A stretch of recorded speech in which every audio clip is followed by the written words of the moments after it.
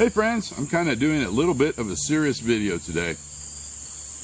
This video is going to have a safety warning about machetes.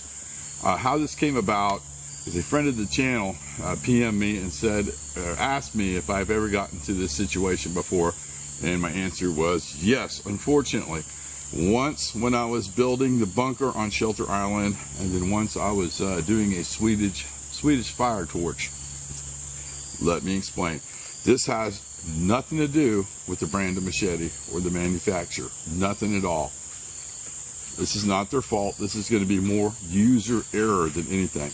This applies to any machete that has a saw blade on the back side of it. Okay? Let me explain how this happens.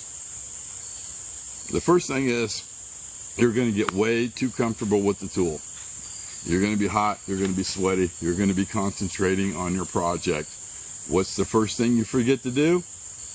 Use the lanyard. Very important to use the lanyard. Not only when you're chopping wood, but when you're sawing. Let me explain. So you're really getting into it, you're hot, your hands sweaty, you're probably not wearing gloves. You're just going at it and you're using a lot of downforce pressure. What's going to end up happening is you're going to hit a knot. That machete is going to stop. Your hand is not. It's going to slide right across that freaking blade, and it is going to cut deep. Even if you have, look at that, just, well, you can't see it in the camera, but with my gloves on, me just sliding my hand across that blade has already put a little cut in my glove. Very important to use your lanyard.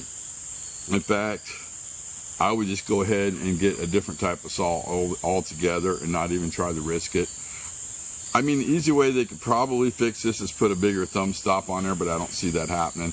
In fact, I really don't see that many machetes out anymore that have a saw blade on the back. Although it is a good idea, it's a two-in-one tool. So please use your lanyard, because that way when you hit your knot this time, what'll happen? It's going to stop your hand, all right?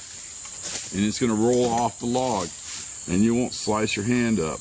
So, once again, I can't stress enough, this has nothing to do with any manufacturer of any type of machete.